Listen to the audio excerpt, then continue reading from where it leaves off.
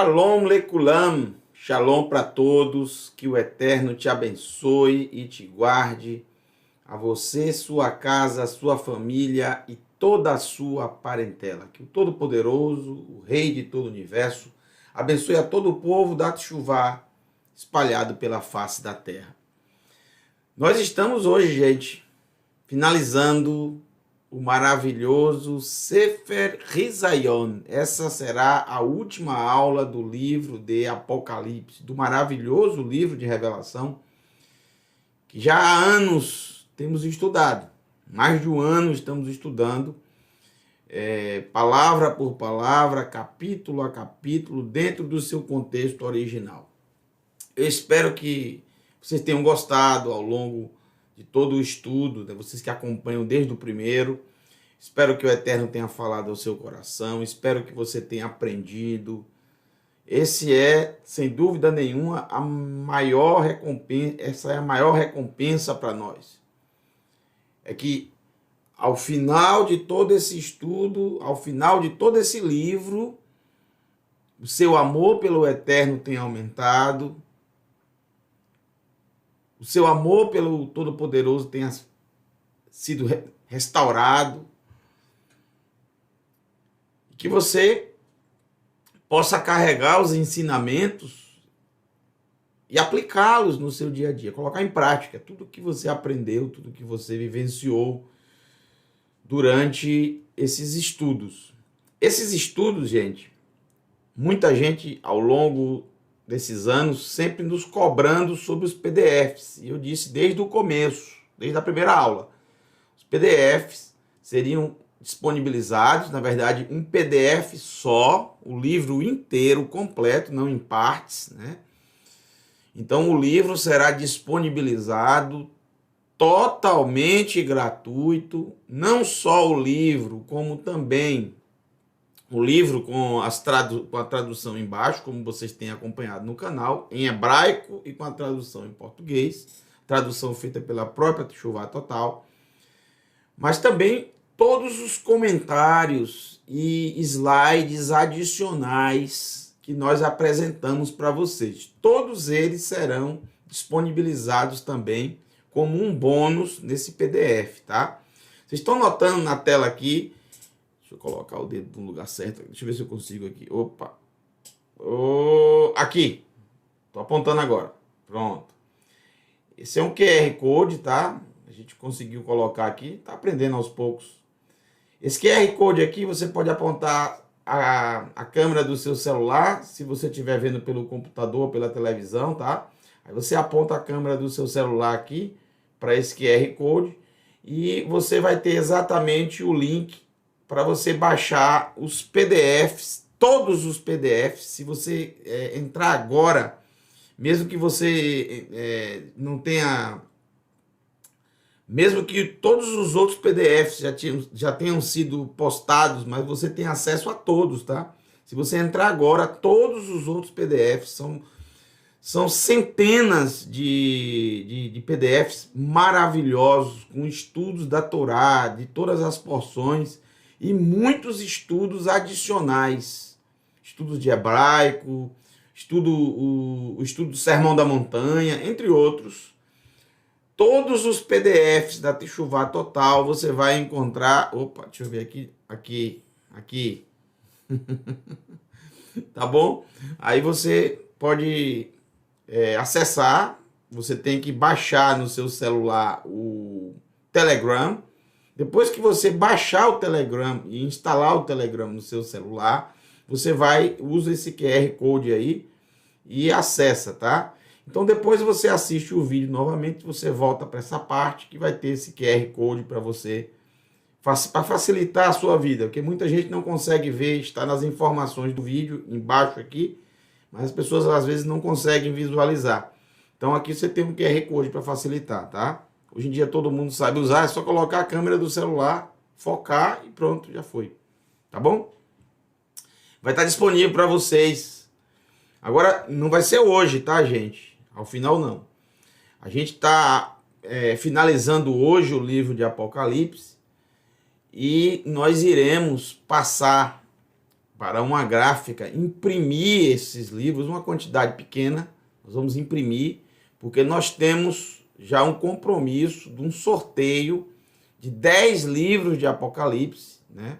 Como nós já falamos durante algum tempo atrás, houve uma vaquinha para ajudar uma irmã aí do canal, e nós nos comprometemos de fazer um sorteio de 10 livros. E é claro, eu não poderia fazer o livro antes de finalizar o estudo, porque sempre tem alguma palavrinha que a gente acaba digitando errado. A gente, na tradução, a gente fez a digitação manual, não houve ninguém para corrigir, tá? Então sempre tem alguma coisa para alterar, para ficar tudo bem perfeito, tudo bonitinho. Então a gente esperou terminar, hoje é o último dia, então após hoje eu já vou começar a organizar para passar para a gráfica imprimir. Então a gente vai imprimir, não vou comercializar, tá? Não vou comercializar isso aí. Então, algumas pessoas com certeza vão querer adquirir esse livro impresso, só que a gente não vai comercializar, não é o nosso objetivo da Techuvá, em nada que a gente faz. A gente vai disponibilizar gratuitamente para vocês em PDF aqui, no Techuvá Total, do grupo do Telegram, tá? Vai estar disponível.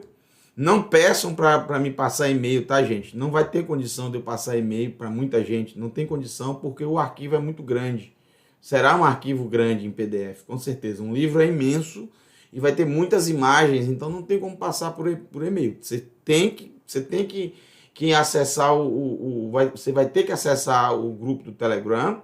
Nem que você não goste do Telegram. Olha, o grupo, você não conversa com ninguém, não recebe. A única coisa que você recebe é a notificação que chegou um arquivo da Techuvá. Só isso. A gente não fica publicando todo dia, nada disso. Nem gosto dessas coisas. Então, a única forma de você adquirir o PDF gratuitamente vai ser através do... Vamos ver aqui. Aqui, pronto. Tá bom? E aí depois você desinstala, se você não quiser mais. Se você quiser, você instala, tá? Na minha época, há 20 anos atrás, para eu conseguir qualquer tipo de material, eu tinha que desembolsar uma grande quantia e ainda me ajoelhar aos pés da pessoa, tá? Não tinha ninguém para ensinar direito e os que tinham, tinha que pagar.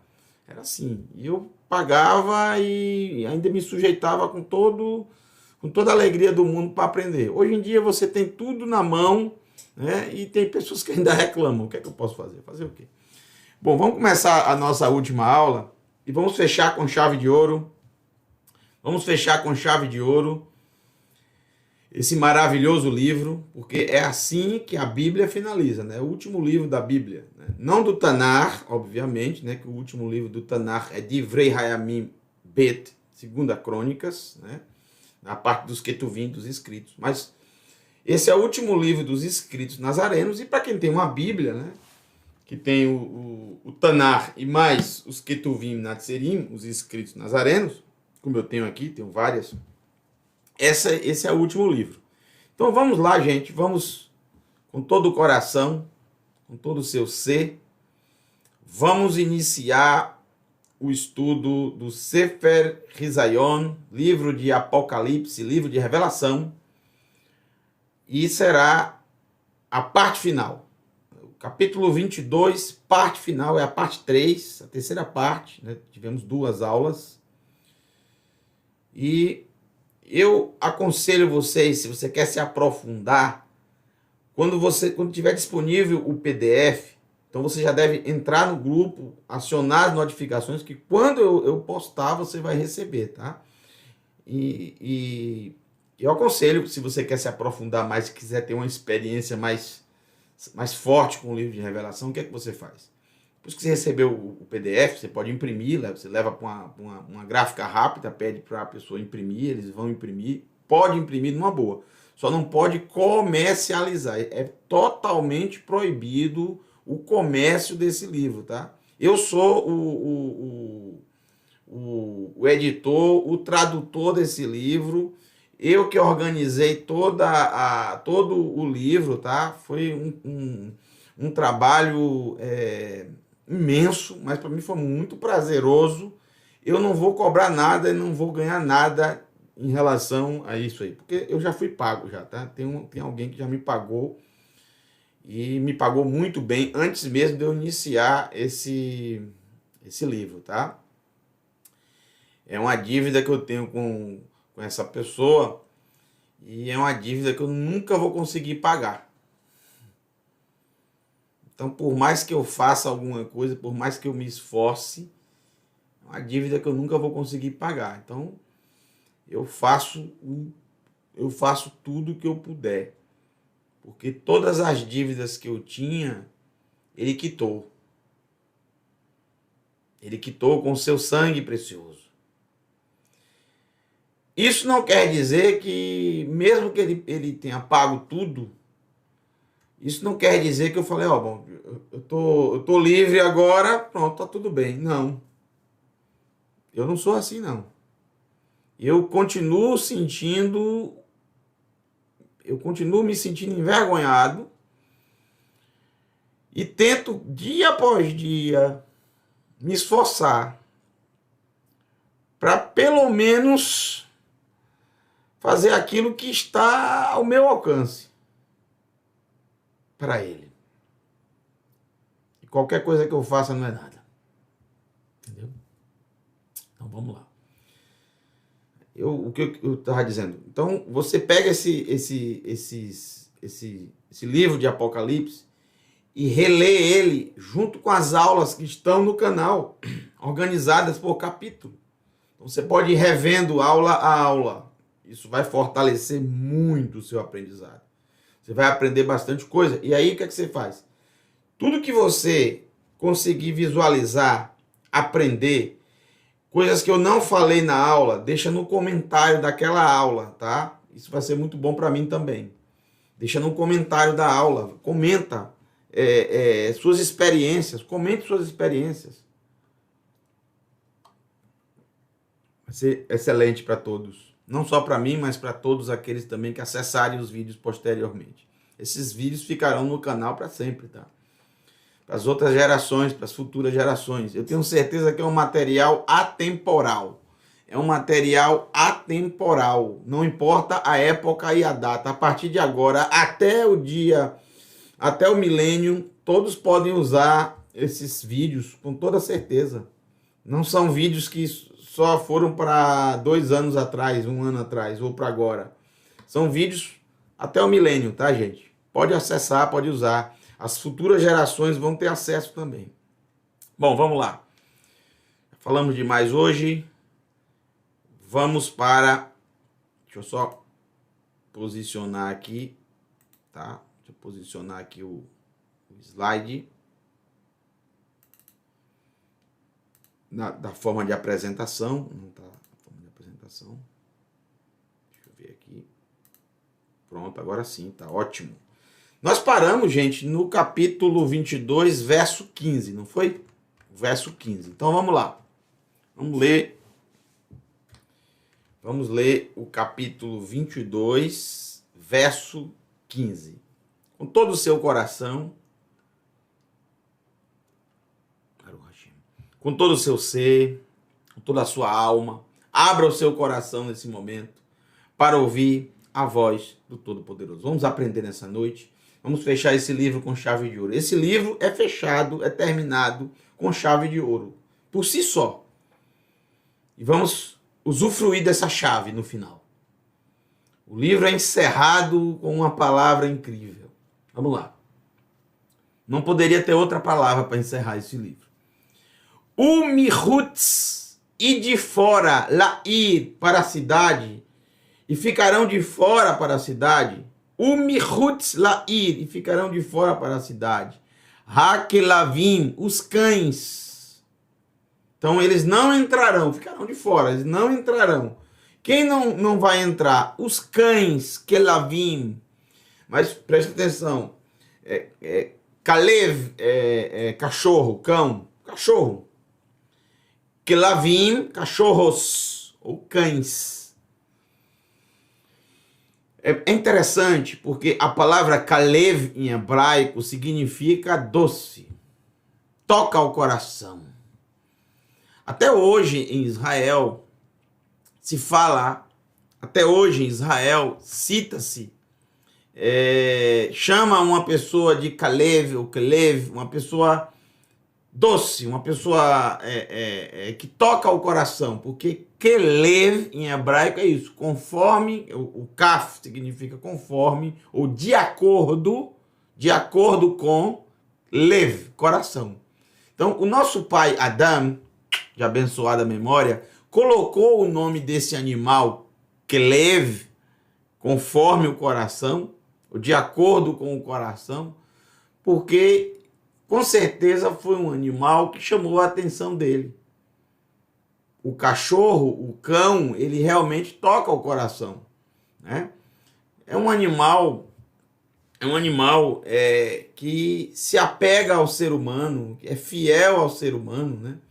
Não importa muitas vezes como às vezes é até maltratado, mas mesmo assim ele vem, volta e procura ter contato, ter carinho com o ser humano. Então talvez ele tenha sido isso que o nosso pai colocou esse nome. Inclusive há um personagem bíblico com esse nome, né? Kalev ou Caleb. Então o pai dele não colocou esse nome querendo dizer, olha, ele é um cachorro. Na língua portuguesa, no português do Brasil, quando a gente chama alguém de cachorro, isso é aqui no Brasil, tá? Quando a gente chama alguém de cachorro, isso tem uma conotação negativa, muito negativa, não tem? Tem. Muitíssimo negativa. Por quê? Porque se você chama alguém de cachorro, significa que ele não presta. É assim. Diferente de chamar alguém aqui no Brasil de gato. Quando, por exemplo, eu sou um gato, ou seja, eu sou bonito. Aquela moça é uma gata, ou seja, ela é bonita. Agora, se eu digo, eu sou um cachorro, ou seja, eu não presto. E se eu falo para ela, você é uma cadela, cadela, viu? Cachorro não, cadela. Você é uma cadela, ou seja, não presta, não vale nada. Não é assim? Na cultura judaica, na língua hebraica, é totalmente o contrário tudo que eu falei. É por isso que é preciso conhecer a língua matriz, a língua original, para não distorcer alguns textos. Ou seja, se traduzir ao pé da letra alguma coisa e você não souber como é aquela palavra em determinado idioma, você pode entender completamente o contrário do que está sendo dito. Cachorro em hebraico, chamar alguém de cachorro em hebraico é um elogio. É dizer que aquela pessoa é doce, é uma pessoa amável, uma pessoa doce, que toca o coração. E chamar alguém de gato, que é hatul em hebraico, hatul, chamar alguém de gato em hebraico, ou gata, é chamar de ladrona, ladra ou ladrão. Ladra ou ladrão. Gato em hebraico, chamar alguém de gato em hebraico é chamar alguém de ladrão. Gato aqui no Brasil, tá? Isso é no Brasil. Não sei nos outros países, mas gato aqui é dizer que é bonito. Por exemplo, se uma mulher passar e dizer, olha que avião, aqui no Brasil é o quê? Uma mulher muito bonita. Só que em Israel, chamar uma mulher de avião é o contrário, é dizer que ela tem medidas extremas. Porque olha o tamanho de um avião, entendeu? É completamente o contrário. Então, vamos lá. A gente tem que entender aqui, isso é língua hebraica. Então, é nesse contexto. Só que aqui você vê claramente que o kelavim, ou seja, os cães, os cachorros aqui, tem uma conotação negativa pelo fato deles não entrarem na cidade, deles ficarem de fora da cidade. Isso quer dizer que esses cachorros aqui têm uma conotação totalmente negativa. Preste atenção. Kelavim, no passado, continuava com a mesma... Sempre teve a conotação, conforme o coração. Aqui é conforme os corações. Kelavim, que está no plural. No passado, os prostitutos cultuais os prostitutos. Aqui é masculino, não feminino. Feminino é prostitutas. E não é kelavim, seria kedoshá. É kedoshá, a palavra para santidade, santa. Chamava de santa, você vê. São palavras boas, só que denotam algo ruim. As prostitutas cultuais eram chamadas de kedoshá, santas, santa. Mas por quê? Porque, na verdade, era exatamente a cultura que possuía a cultura israelita não possuía nem prostituto cultual, nem prostituta cultual. A língua hebraica, gente, não é uma língua torpe. Não existe palavrões na língua hebraica, principalmente no hebraico bíblico. Não tem palavrão, tá? Então, como é que se chamava uma prostituta cultual? De santa. E como é que chamava o prostituto cultual? De kalev, de cachorro. Doce. Alguém doce. Entendeu? Por quê? Vou explicar. No caso das mulheres, para alcançar a santidade, elas se prostituíam para alcançar o oculto. Para estar em sintonia com o oculto, elas se prostituíam. Vários homens tinham relações com elas no momento que elas estavam cultuando aos seus deuses. As mulheres cananeias, por exemplo, faziam isso. Nós encontramos na Escritura Sagrada as mulheres de Moab, tá? No evento lá de Balac e Bilam. Balaão, instruiu essas mulheres midianitas, moabitas e midianitas, a irem até o acampamento de Israel, seduzirem os homens com pretexto de sexo, mas na verdade o local onde essas mulheres levavam esses homens para a prática sexual era exatamente num lugar de culto a esses deuses. Os homens não estavam nem aí se tinha culto ao Deus ou não. Eles queriam era ter relações com as mulheres. Mas no momento que eles estavam tendo relações com as mulheres, eles estavam também ali diretamente participando de um culto a outro Deus. Por isso que veio uma grande praga sobre o povo de Israel. Isso está registrado no livro de Bamidbar, Números. Capítulo 20, vamos ver aqui. Capítulo 25.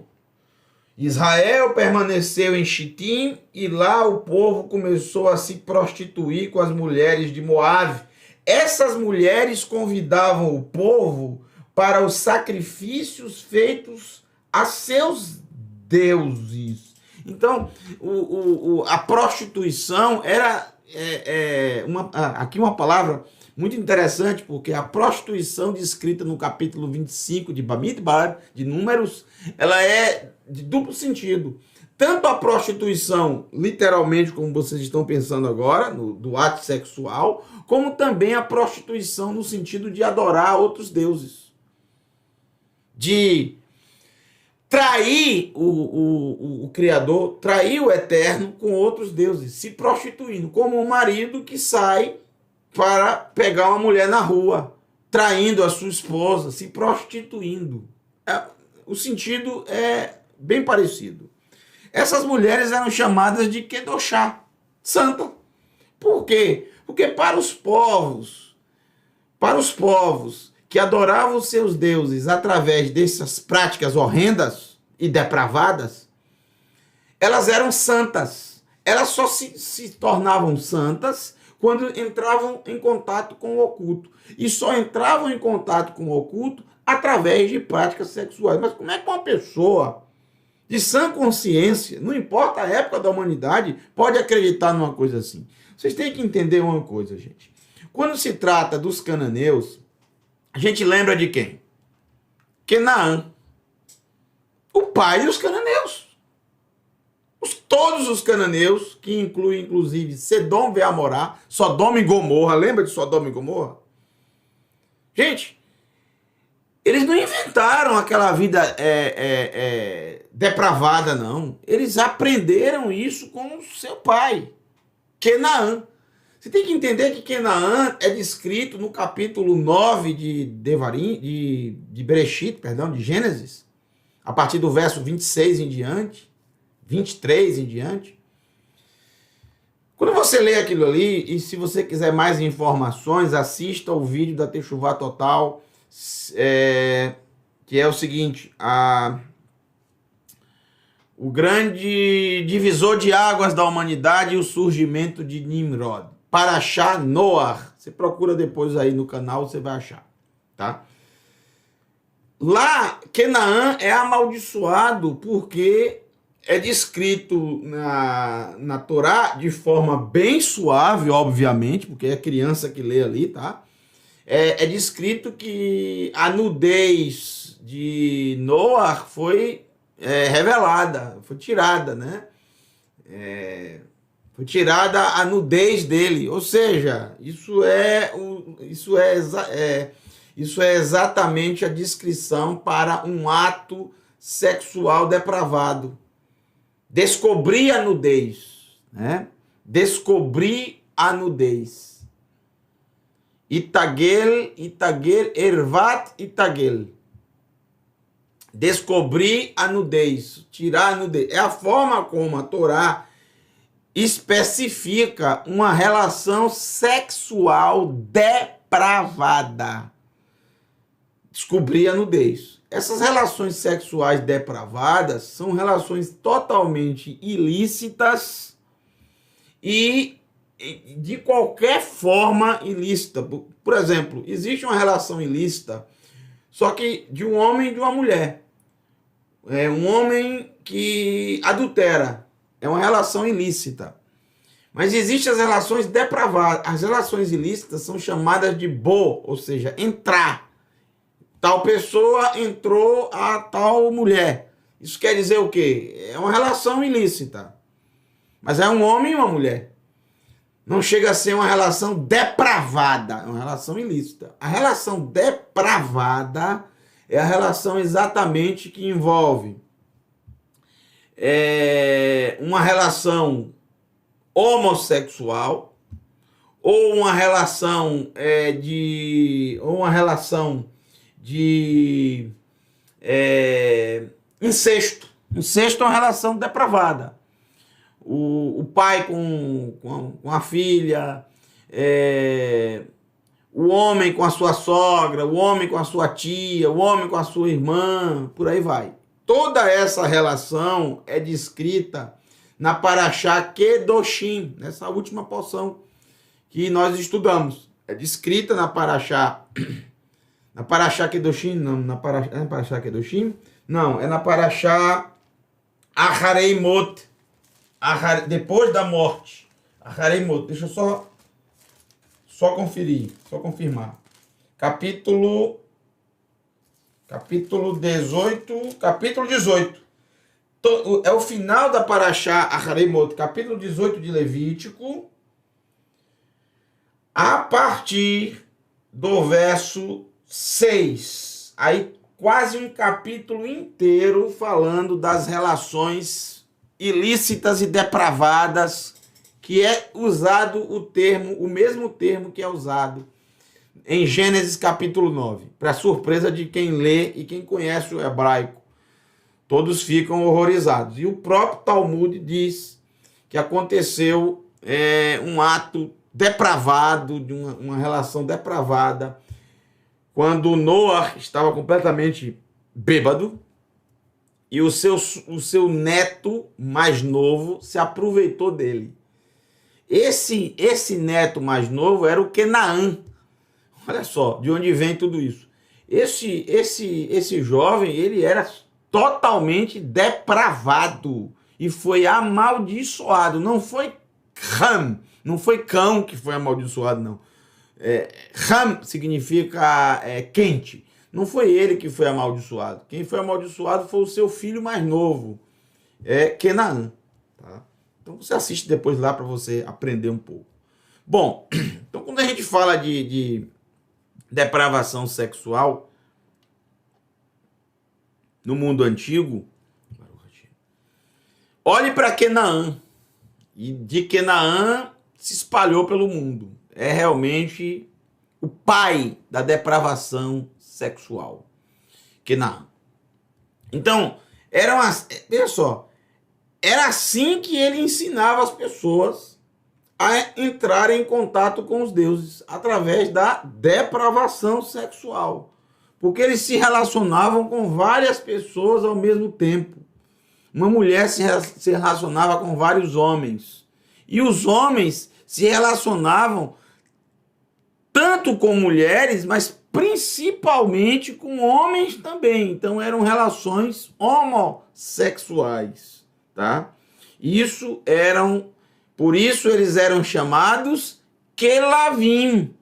Esse termo Kelavim determina exatamente alguém, sabe? Desculpe a expressão, tá? Me perdoe. Mas eu quero tentar explicar para vocês o termo. Por que eles usaram esse termo? Porque eles diziam que era um homem muito doce, um homem muito, sabe? Entendeu? Exatamente, porque a relação era exatamente uma relação, na maioria das vezes, esses prostitutos sexuais, eles se relacionavam com homens. Por que eles não se relacionavam? Por que eles não se relacionavam com mulheres? Eu vou explicar para vocês. Porque, de acordo com o povo cananeu, e essas coisas, gente, eu tive que estudar, eu tive que ler, tá? Mas são coisas que dão um nó no estômago, são coisas horríveis. Eu não gosto nem de falar sobre isso. É uma coisa, mas eu tenho que explicar a vocês, senão vocês não vão aprender. Mas é uma coisa horrível. Não me peça para ensinar sobre isso, que eu não suporto. Eu acho horrível estudar sobre os cananeus. É uma coisa horrível mesmo. Depois as pessoas não entendem por que essa nação foi destruída. Bom, para os cananeus, somente o homem poderia chegar até o Deus deles. Então era o homem, ou seja, o membro do homem, é que tinha a força e o poder. Desde os tempos antigos, o membro do homem, o órgão sexual masculino, sempre foi motivo de poder. Poder. Isso em várias culturas. Vocês observam, por exemplo, os romanos que faziam questões nas suas estátuas de deixar o órgão sexual à vista e bem detalhado, porque era símbolo de poder. Os gregos da mesma forma. É por isso que muitas estátuas vocês vão encontrar em Israel com o pinto lá da pessoa da estátua destruído. Porque isso era uma aberração para os judeus. Então, é por isso que os prostitutos, eles tinham que se relacionar com homens. E as prostitutas com quem? Com homens também.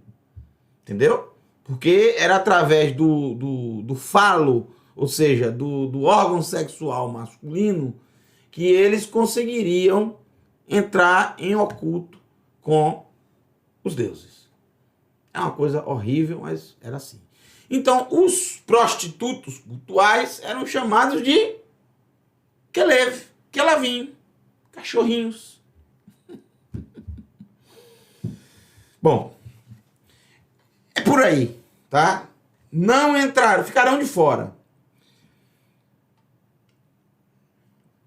Parece uma coisa, você pode pensar que é uma coisa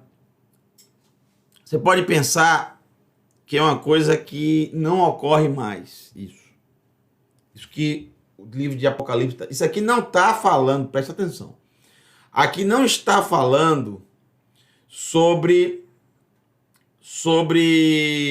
homossexualismo em si, não é aqui, ainda vai falar ao decorrer do texto.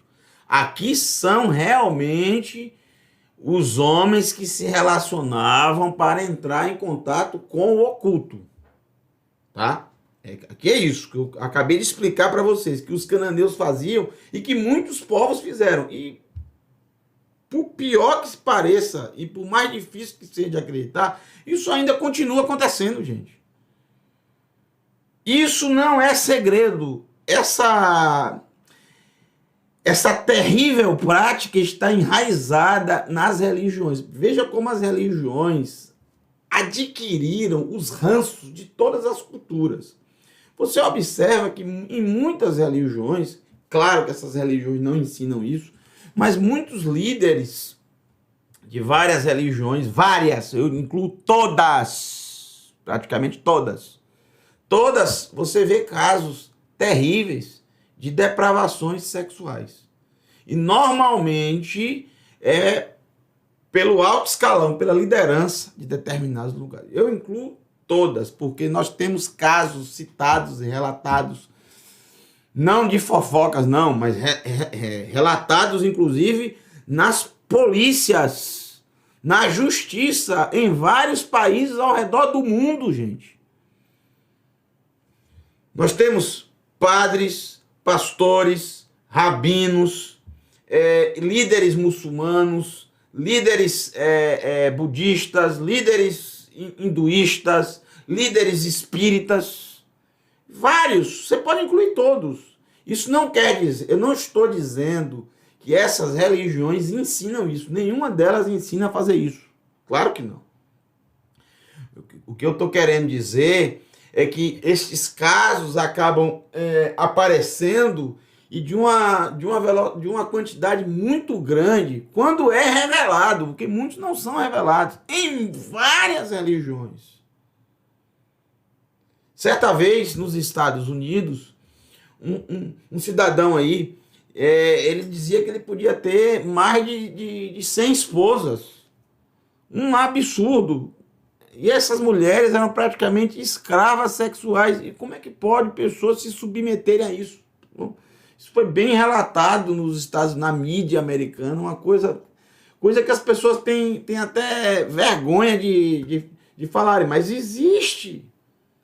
Aqui no Brasil, recentemente, há um ano atrás, mais ou menos, não me lembro agora, 1 ano e meio atrás, antes da pandemia, um grande líder religioso em contato com o oculto, tá? Em uma determinada cidade no estado de Goiás, eu não quero citar aqui nem que religião é e nem o nome da pessoa, tá? Primeiro porque não vale a pena citar aqui no nosso canal, tá? Porque, sinceramente, não merece audiência. Mas vocês sabem do relato. Não estou dizendo que a religião dele tem nada a ver com isso, tá? Tem muitas pessoas sérias nessa religião. Tem nada a ver com... A religião em si não tem nada a ver com isso. Mas esse grande líder religioso, que recebia pessoas do mundo inteiro, movimentava muito essa cidade, era uma pessoa ligada a vários crimes sexuais, que afirmavam que, daquela maneira, ele tinha contato com o oculto. Eram exatamente as práticas antigas dos cananeus. Tá? É disso que o texto, mais ou menos, está querendo dizer. Depois vem um outro grupo que não vai entrar de jeito nenhum na cidade e que tem um pouco a ver com o que acabamos de falar. Verracosemim, ou Kossamim, os feiticeiros. Os feiticeiros. Os feiticeiros não entrarão na cidade que descerá do céu. Essa cidade aqui, do verso 14, onde está a árvore da vida, os feiticeiros não entrarão. Mas o que são os feiticeiros em si? Né? A gente tem que voltar para a Escritura. O feiticeiro mais famoso da Escritura Sagrada chama-se Balaão, que carregava o nome do Eterno para seu benefício próprio. que dizia que tinha contato com o Todo-Poderoso. Mas o que ele queria, na verdade, era dinheiro. Faziam seus feitiços, faziam as suas magias, querendo lucrar. E usava o nome do Eterno. Parecia até que ele tinha contato com o Eterno, intimidade com o Eterno. Você quer saber mais sobre Bilam, a verdade sobre Balaão? No nosso canal você vai encontrar, tá? Você pode procurar para achar Balak, e aí você vai ver tudo sobre Bilam, tudo que você precisa saber. Esse Bilam, ele utilizava as suas práticas de magia, ele entrava em contato com o oculto, algo proibido na Escritura Sagrada, tá?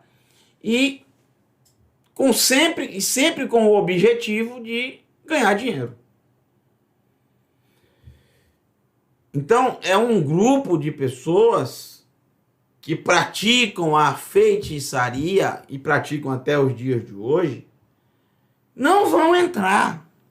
Então, eu quero dizer para vocês, larguem mão, soltem, tira isso da sua vida, tira da sua mente, tira do seu coração, qualquer tipo de prática ocultista. O Eterno odeia essas coisas. O Eterno odeia aquele que consulta, não odeia a pessoa em si, o ser humano em si, mas odeia a prática de consultar os mortos. Tudo isso está bem relacionado na Escritura Sagrada. Não procure alguém para se macular, o Eterno diz. Não se macule, ou seja, não suja a sua alma procurando alguém para entrar em contato com os mortos, para fazer feitiços, para fazer magias, para buscar o ocultismo. O ocultismo, gente, é algo que desde os tempos antigos chama a atenção do ser humano. O ser humano é vidrado nessas coisas. O ser humano gosta de mistério. O ser humano gosta de entrar em contato com o oculto. O ser humano gosta disso.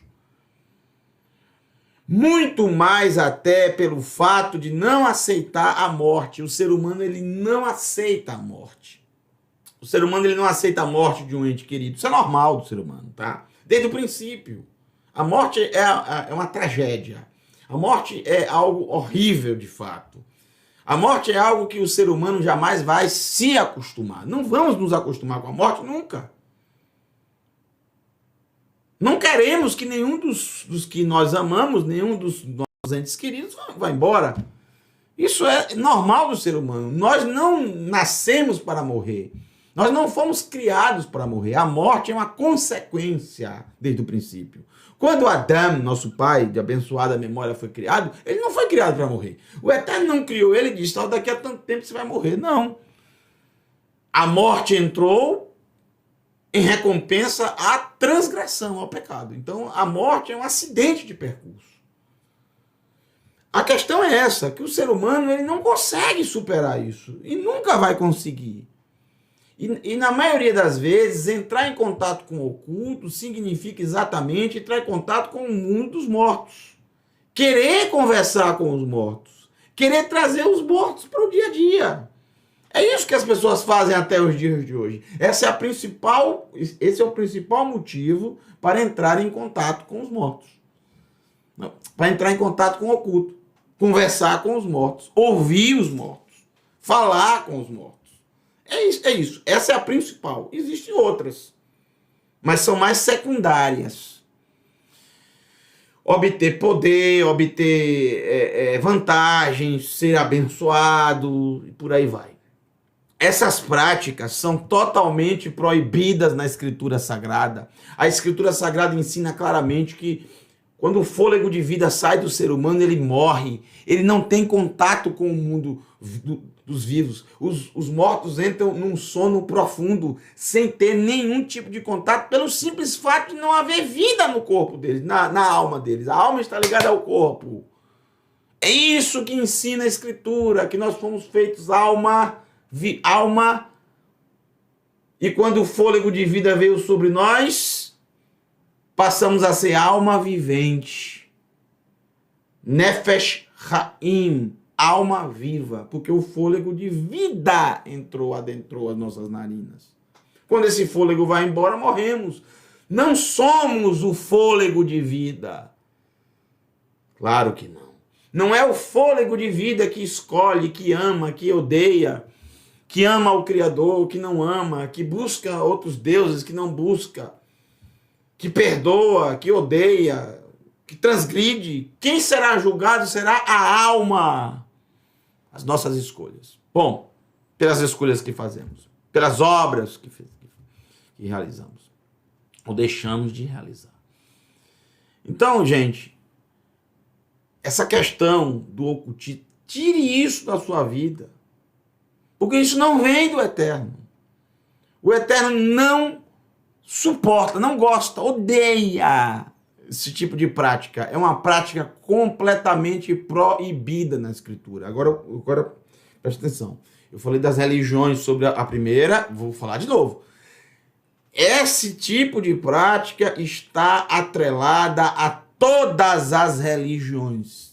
Uma num grau maior do que a outra, claro. Não estou dizendo que todas estão no mesmo patamar. Umas mais que outras. Mas todas as religiões estão maculadas com este terrível mal de desobediência à Torá. Continuam com essas práticas ocultistas, com pensamentos, alguns num grau mais leve, outros num grau mais elevado. Mas continuam com essas práticas e com esses ensinamentos. A pessoa morre e continua viva, continua em contato com... Isso não vem da Escritura genuína, sagrada. Isso não vem dos ensinos do Eterno. Isso não vem da Torá. Não existe na Escritura esse tipo de coisa, esse tipo de ensinamento não existe. Ah, mas certa vez, Shaul, olha o exemplo, Shaul, que já tinha desobedecido ao Eterno diversas vezes e não se arrependia. Esse foi o pior problema de Shaul. Não foi nem os pecados que ele cometeu, foi mais a falta de arrependimento. No final, desobediente demais.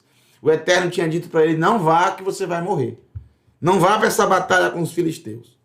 Ele queria ir de qualquer jeito e foi consultar lá o sacerdote disse que não. O Urim e o Tumim, não deu certo para ele. Então ele foi procurar uma feiticeira. Olha só aonde ele foi, numa feiticeira. Querendo Samuel, que já estava morto. Ele queria consultar Samuel morto já.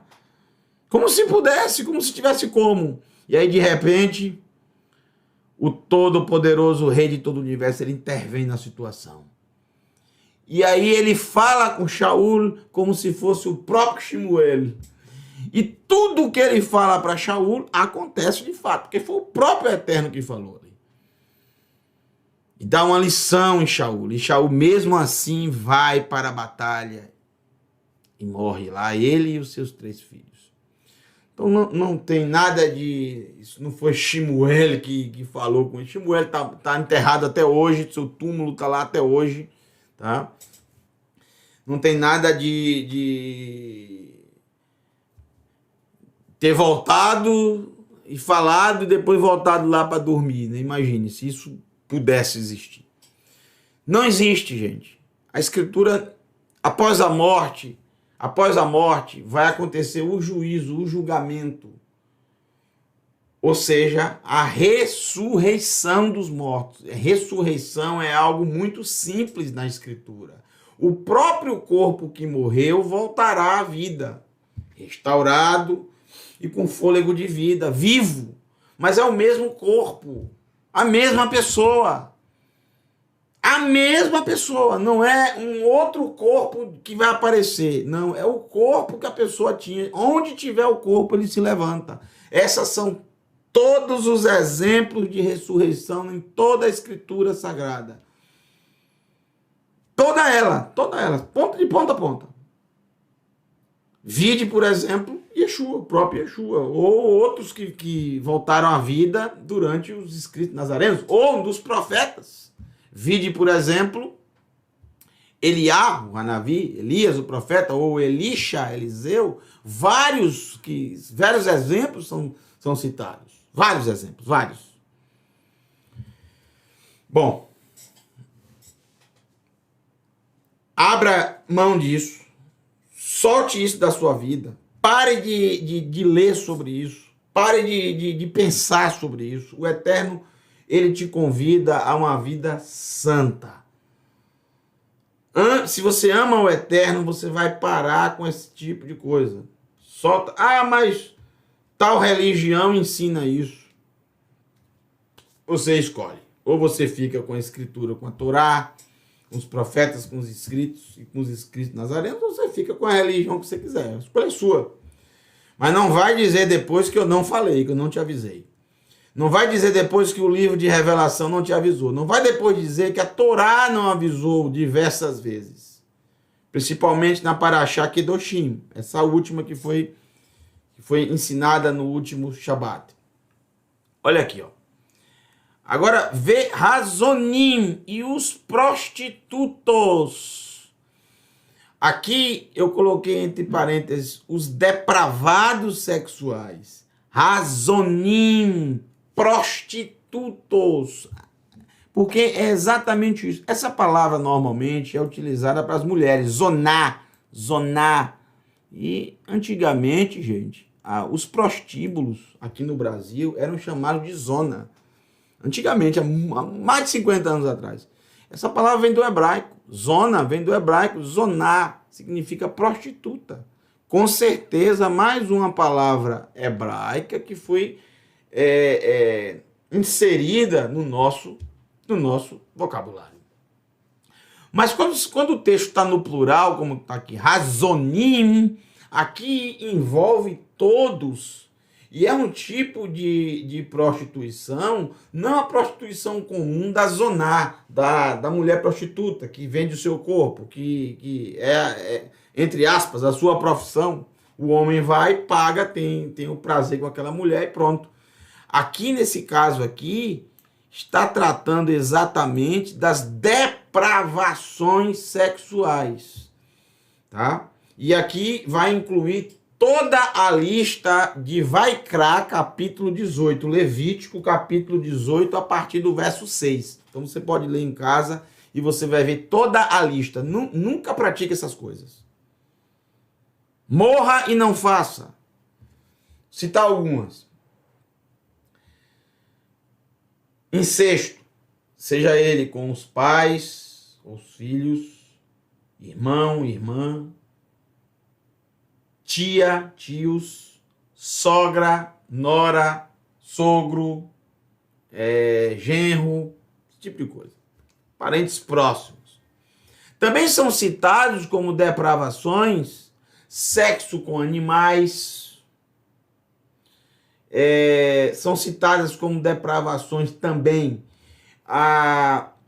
uma depravação cometida, por exemplo, por Herodes Antipas, que pegou a mulher do seu irmão.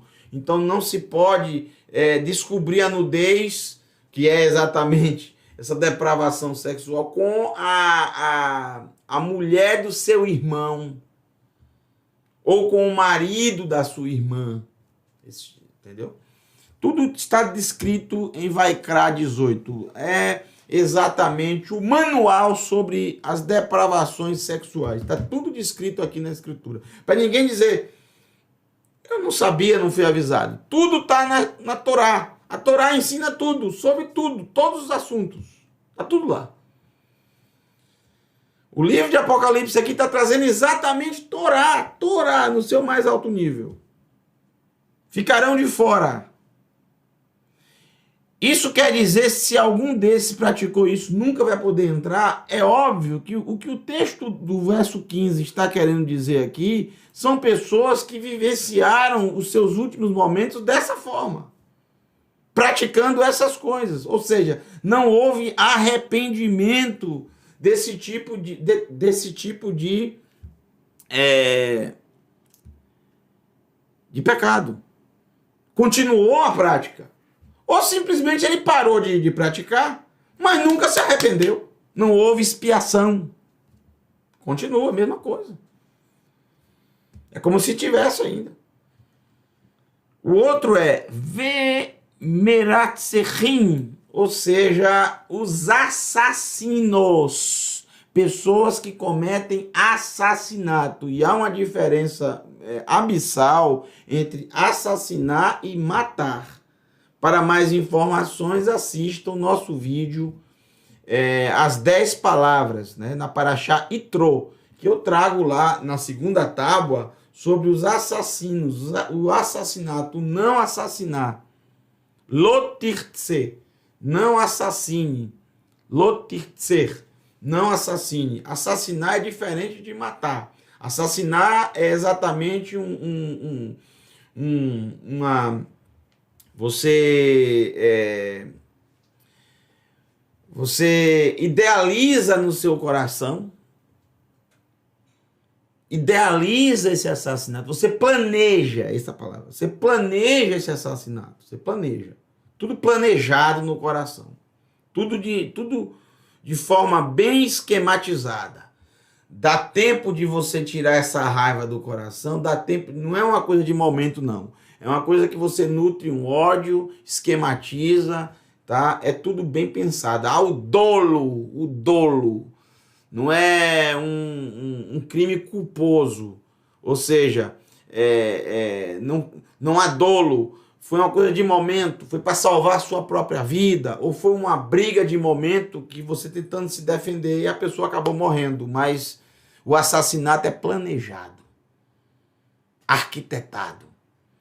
A questão é que os escritos nazarenos nos ensinam que o assassinato não é somente tirar a vida da pessoa, mas quando você odeia alguém no coração, de uma certa forma você é um assassino. Claro que não na mesma gravidade de tirar a vida, porque se você odeia alguém no seu coração, nutre aquele ódio, mas depois você se arrepende, ou mesmo que não se arrependa, aquela pessoa continuará viva, aquele que tirou a vida do outro, não tem mais, a pessoa não volta mais, já foi, perdeu a vida, acabou.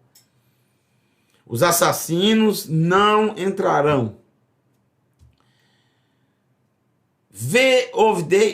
E olha, eu aqui digo a vocês com toda certeza, gente. Na minha forma de acreditar, tá? Me perdoe, se você acreditar de outra forma, não tem problema. Não tem problema. Mas eu acredito que todas as pessoas que cometeram isso aqui, elas não entrarão mesmo. Mesmo que se arrependam. Elas ficarão de fora. Talvez elas continuem vivas no mundo vindouro, como já vimos, se alimentando das folhas da árvore da vida, mas entrar na cidade, um assassino entrar na cidade, não vai não. Pelo menos é como eu acredito. E está escrito aqui. Aqui não está dizendo se ele puder se arrepender depois, não. Está dizendo que ele não vai entrar. E eu acredito assim também, tá? Eu acredito que essas pessoas, muitas desses grupos aqui, serão destruídos totalmente. Nem continuarão vivos. E se houve arrependimento, elas poderão talvez até ficar fora da cidade, mas entrar na cidade, não vão entrar não. Pelo menos é a forma como eu acredito, tá? Então, se você está pensando em assassinar alguém, não faz isso, tá? Se está pensando em praticar algum desses pecados aqui, sendo você, eu colocaria a cabeça no lugar, e vale a pena, porque a vida humana é muito curta para toda a eternidade que teremos. Se você quiser, é um conselho. Se não, o que eu posso fazer? A única pessoa que eu mando é em mim mesmo, na minha vida. Na minha vida eu mando. Mas não tenho como mandar no coração de ninguém. No meu eu mando. O meu coração é meu. O coração é meu. Eu faço o que eu quiser. Eu coloco quem eu quiser aqui dentro. E tiro também quem eu quiser. O seu é seu. Você coloca quem você quer dentro e você tira quem quer. Quem tem o controle do seu coração é você. Quem tem o controle do meu coração sou eu. Tá? Vamos parar com essa história de que você não tem controle sobre a sua vida. Tem sim, e começa a exercer isso. Porque é você que tem o controle sobre o seu coração. Você escolhe o que fazer e o que não fazer. O que amar e o que não amar. Tá? Quem perdoar e quem não perdoar. Você escolhe. Vamos parar com essa história que não temos controle. Tem sim. Começa a exercer isso se você quer ser feliz na vida, tá? Ve'ovidei ha'elilim, e os servos dos ídolos. Os servos, o serviço dos ídolos. Aqui nós temos, gente, 3, olha que interessante, olha só. Serviço dos ídolos, servir aos ídolos, servos dos ídolos, ou seja, os idólatras. Olha que interessante, a ordem que Yohanan colocou, você percebe claramente a língua hebraica aqui no texto. Não tem como não ser, tá? Não, quando eu falo a língua, eu trago toda a cultura da língua.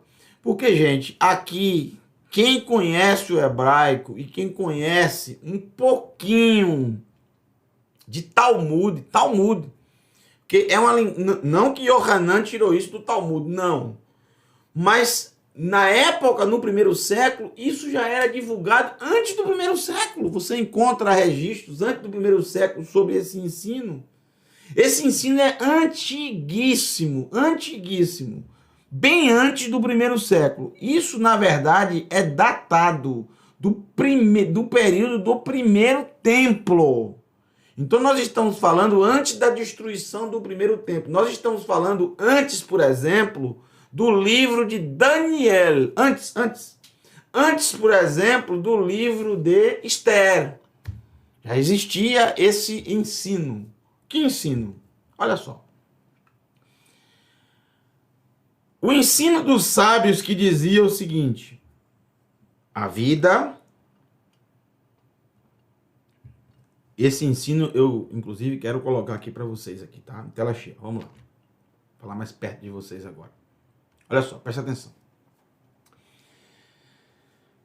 Esse ensino, ele é muito interessante e é baseado na Torá. A vida está acima de todo e qualquer mandamento. Então, o mais importante é a vida. Se para salvar a vida você tenha que descumprir qualquer mandamento da Torá, descumpra. Mas preste atenção. Para salvar uma vida, é entre a vida e a morte. Os nossos sábios, eles nos ensinam o seguinte: se você estiver, vamos dizer, perdido numa floresta, morrendo de fome, e diante de você a única comida que tiver é carne de porco, você deve comer a carne de porco. É o que ensina nossos sábios. Coma a carne de porco. Por quê? Porque a sua vida é mais importante do que o mandamento pequeno, sobre não comer carne de porco. Você deve comer a carne de porco e viver. Se para salvar uma vida, você ter que, por exemplo, contar uma mentira, minta, mas salve uma vida. Entendeu? Você não deve mentir de jeito nenhum, mas se for para salvar uma vida. Entenda o que o texto diz, o que os nossos sábios ensinam, para não sair por aí fazendo bobagem, tá? Para salvar uma vida. Então, todo e qualquer mandamento fica em segundo plano nessa hora, gente. Se for para salvar uma vida, isso eles levam até os dias de hoje. Esse ensino é presente no povo de Israel em todas as gerações. Para salvar uma vida, qualquer mandamento pode ser descumprido. A vida vem em primeiro lugar. Porém, mas, sem ir, contudo, todavia, portanto não. Porém, mas sem ir, existe 3 mandamentos que prefira a morte e não descumpra. Veja, para salvar uma vida, você pode descumprir todos os mandamentos, menos 3.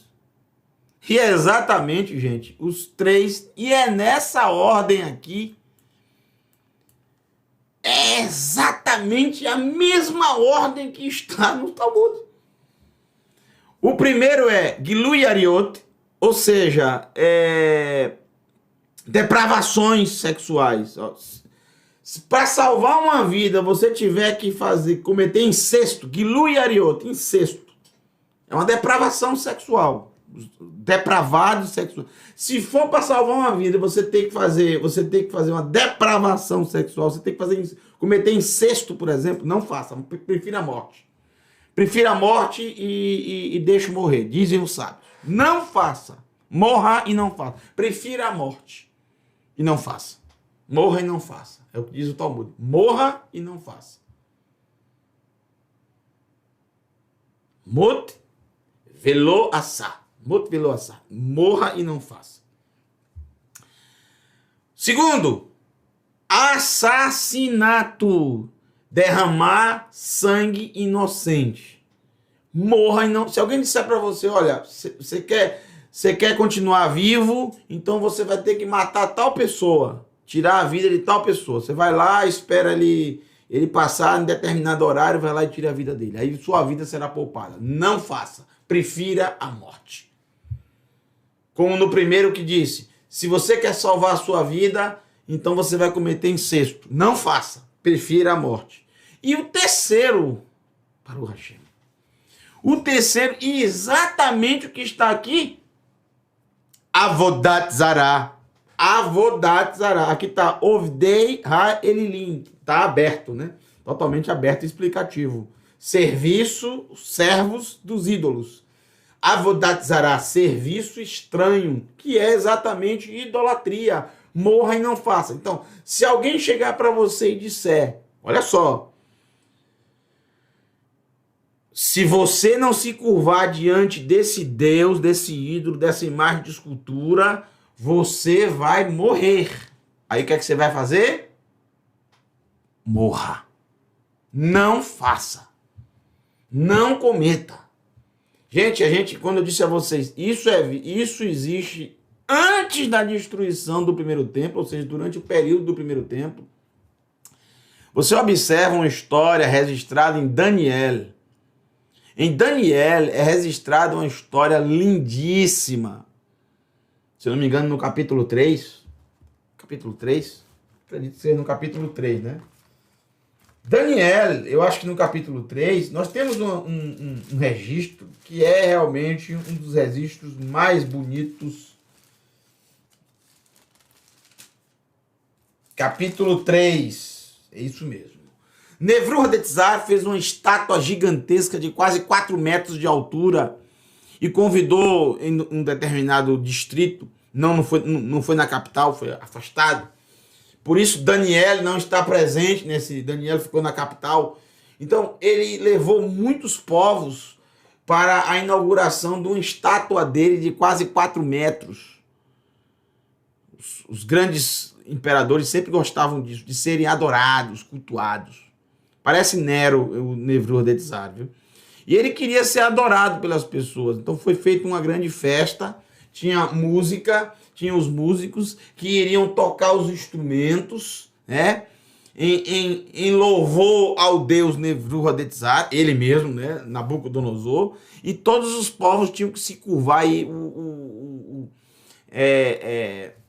a alegria dele seria ver aquelas pessoas se curvando, né, diante da estátua dele. Então, o que é que ele fez? Ele simplesmente notou que 3 homens judeus não se curvaram. Ele mandou tocar de novo, não se curvaram, até que foi até eles e disse, se não se curvarem, vocês serão queimados na fornalha. E o que é que ele fez? O que é que eles fizeram? Eles sabiam disso.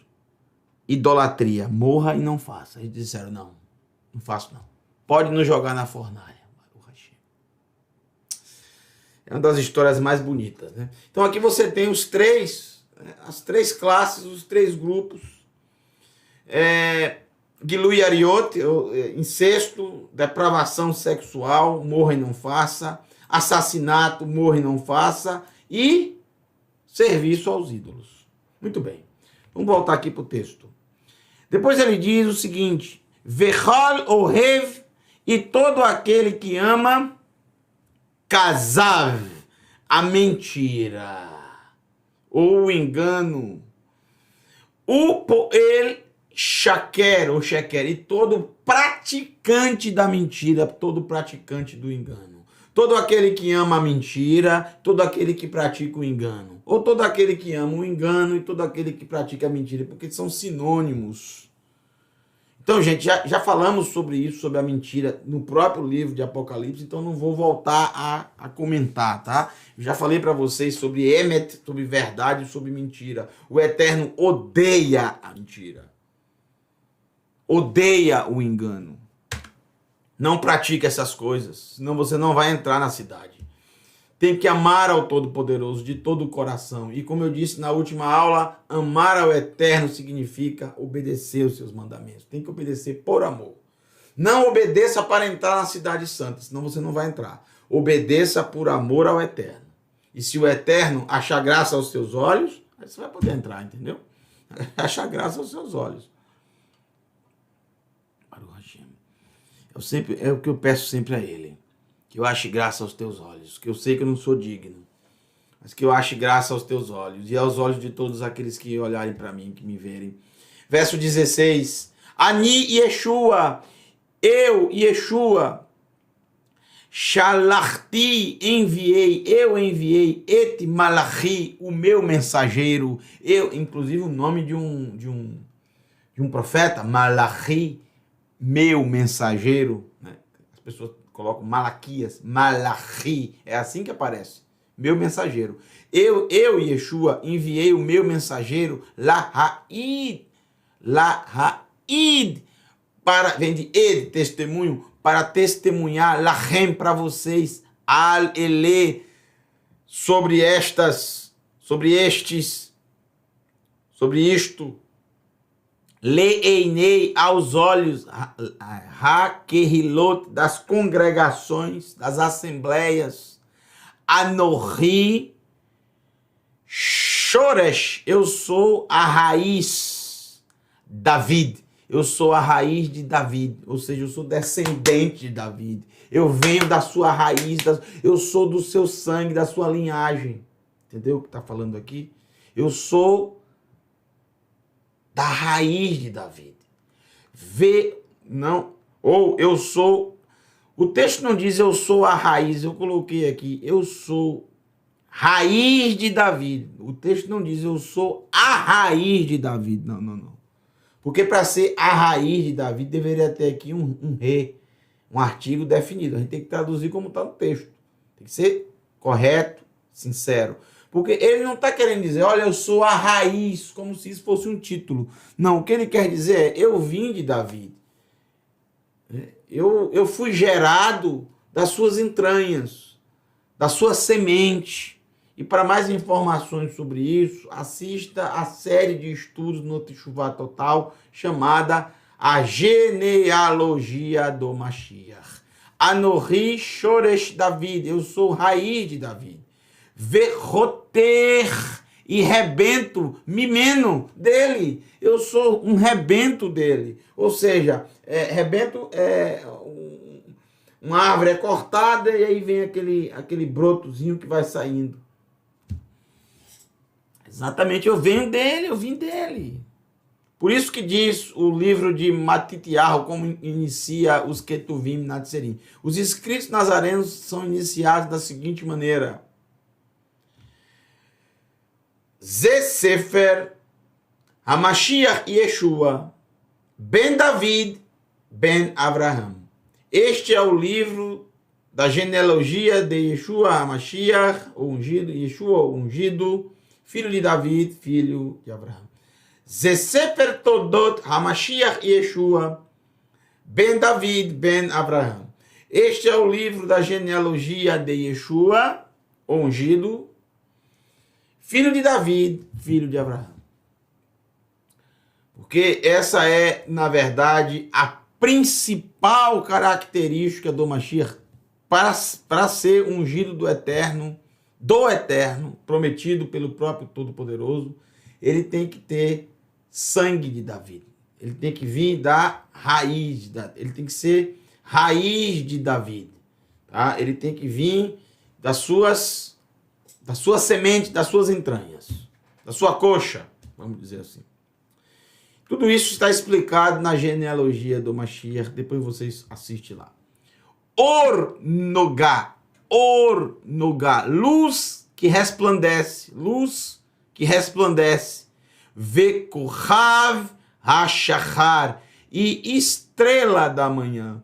Não é a estrela da manhã, como algumas traduções colocam. Veja, não diz isso o texto. Vekohav Hashachar, e estrela da manhã. O que quer dizer isso? Estrela da manhã e Or Nogá é a mesma coisa, só que o segundo, ele potencializa o entendimento da primeira frase. Isso é totalmente hebraico, não tem como ser qualquer outro idioma aqui, tá, gente? 100% hebraico. Isso é utilizado em vários textos, tá? A segunda parte potencializa a primeira, mas na verdade as duas querem dizer a mesma coisa. Ele é uma luz resplandecente, isso é uma parte. Ou seja, uma luz que resplandece. Por que ele é luz que resplandece? Ele explica isso em Matitiah, capítulo 5, no Sermão da Montanha. Todo aquele que guarda a Torá, que pratica, que ama o Eterno, que pratica a Torá de todo o seu coração, essa luz resplandece. Então é exatamente isso que ele fez na terra. Ele resplandeceu a luz da Torá. E estrela da manhã. É exatamente, veja, as estrelas, gente, só aparecem à noite. As estrelas e aqui, na verdade, não é nem estrela da manhã, é estrela do amanhecer. A tradução correta seria essa. Estrela Ha-Shachar, estrela do amanhecer. Essa estrela do amanhecer, o que é que simboliza, o que é que significa isso na língua hebraica? Estrela normalmente só é vista à noite, na noite mesmo, de noite. Ninguém vê estrela durante o dia, tá? Mas essa estrela, ela tem um brilho tão forte, ela ilumina tanto, que até na manhã, tá? Até durante o amanhecer, né? Quando está amanhecendo, ainda dá para se ver o brilho daquela estrela, né? Quando está tendo a transição, já está chegando a luz do sol, já está começando os raios de sol estão começando a aparecer. Essa é uma estrela tão forte essa luz, que a luz dela não foi somente para a parte da noite, veio até iluminar a manhã, mais até do que o próprio sol. Ou seja, é uma pessoa que tem muita luz. O mesmo sentido. E realmente ele trouxe luz para o Hashem. Ele trouxe luz. Ele trouxe a Torá no seu mais alto nível. Ele trouxe a Torá para nós, gente. Ele trouxe a Torá, ele iluminou os nossos corações. Verso 17. Aqui também você precisa ter um certo entendimento, tá? Haruach, e o vento, Hakalá, e a noiva, Omrim, dizem, Boá, na, venha, ou entre, eu rogo, ou venha, por favor. Como assim o vento e não o espírito? Porque a palavra ruach em hebraico significa vento, movimentação, mover, atuação. Por que eu traduzi como vento aqui, gente? Eu vou explicar para vocês. Porque, na verdade, eu digo a vocês, se você conhecer a língua matriz, se você conhecer a língua original, você entende os textos. Isso aqui, gente, tudo que está aqui no verso 17, nada mais é do que um ditado que é repetido em muitos lugares ao longo da história. Perceba que a dupla, o vento e a noiva aqui serão repetidos por outros grupos também. Por exemplo, Ve-Hashomea e Omar. E os que ouvirem digam Boa-na. Então, essa expressão aqui, ó, Boa-na, ela é repetida, tá vendo aqui? É repetida. Ou seja, o segundo texto fortalece o primeiro. O que significa nesse caso aqui o vento e a noiva? Bom, nós já vimos quem é a noiva. A noiva é a nova Jerusalém que descerá do céu. O vento, eu traduzi como vento, nós temos duas formas de interpretar esse texto. A primeira é a forma como está no livro de Bereshit, capítulo 1, verso 2, que diz que o vento do eterno, ou seja, a atuação, o eterno atuando, você não vê o vento atuar, assim como você não vê o eterno. Não, você vê o vento atuar, você não vê o vento, mas você vê o vento atuando. Porque para você ver o vento atuando, tem que ter um recipiente. E o recipiente foi exatamente as águas. O recipiente pode ser um cabelo, pode ser as folhas, pode ser uma roupa no varal. É o recipiente para você ver a ação do vento. Então, em Gênesis 1, verso 2, diz que o vento do eterno pairou sobre a face das águas. Ali é o eterno atuando, né, na criação.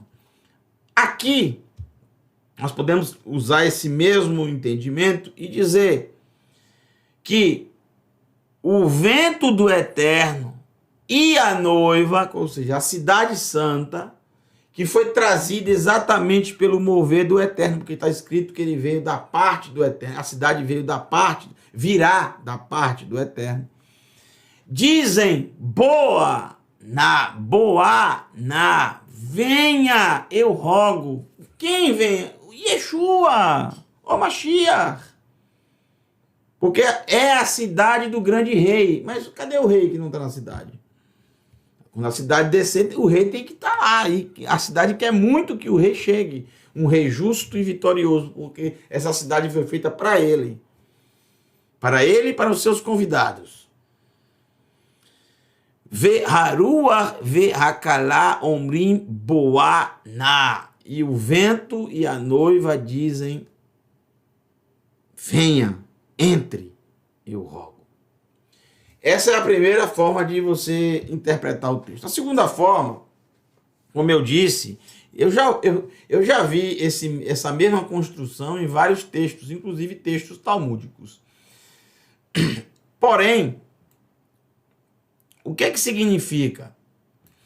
Significa o seguinte: o desejo incontrolável de uma noiva. E aqui, a noiva aqui não se refere exatamente à cidade santa em si. Como o Ruach aqui é o próprio vento.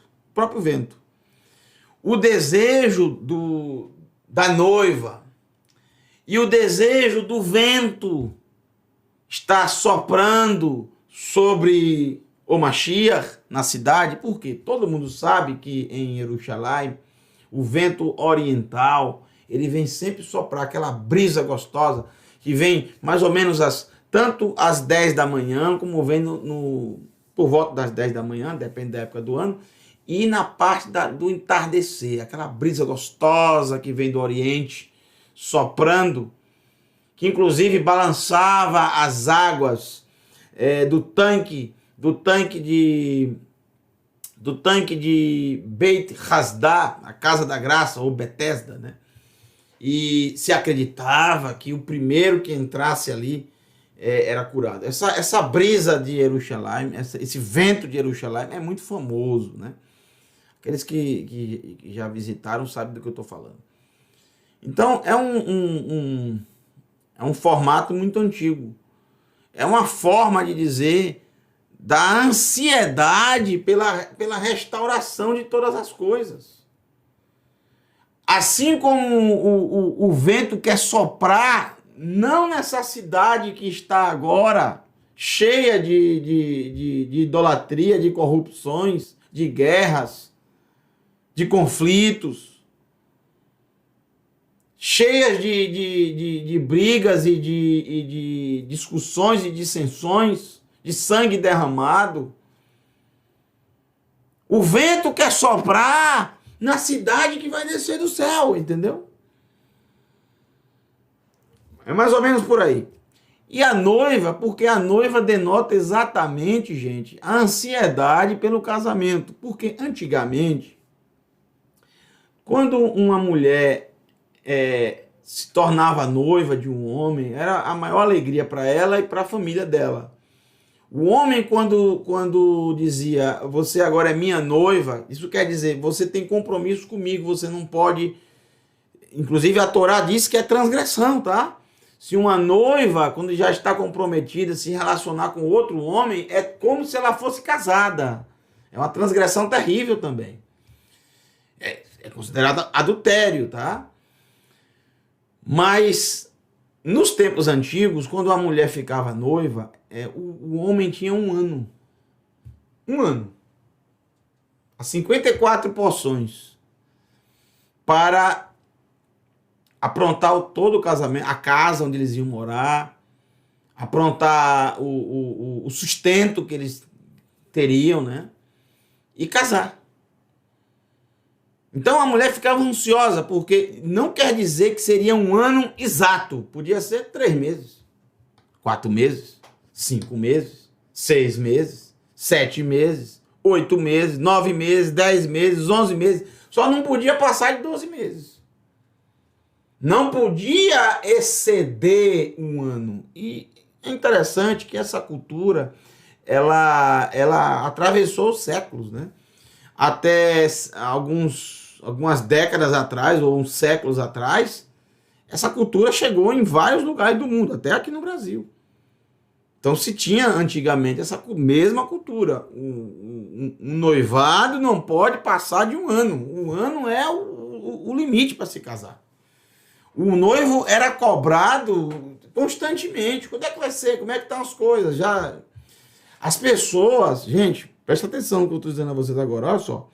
As pessoas ajudavam, queriam ajudar os noivos, tá? A conseguir casar. Muitos ajudavam o noivo a conseguir casar, porque para casar ele tinha que fazer 2 coisas. Ele tinha que pagar o dote ao pai e ele tinha que aprontar a casa onde eles iam viver. Eles não podiam viver na rua. Entendeu? Então muitos ajudavam para ele cumprir. Então se depois de um ano ele não conseguisse, a noiva estava desobrigada do compromisso que tinha com ele. Se ela quisesse renovar por mais um ano, né? Eu nem sei o que aconteceu, se podia fazer isso. Nem sei disso, tá? Tô falando aqui assim, sim. Nem sei se podia renovar por mais um ano. Aí, hoje em dia não. Hoje em dia as pessoas ficam noivos por 10 anos. Eu já vi gente 12 anos noivo. Como é que pode isso? Se fosse nos tempos antigos. Então, a noiva ficava naquela ansiedade, né? Será que ele ficava coletando informações? Como é que está o andamento, né? E ficava naquela ansiedade de repente chegar o noivo e dizer, olha, o nosso casamento vai ser amanhã. E casamento, no mundo antigo, era uma coisa inadiável. Não se adiava um casamento por nada.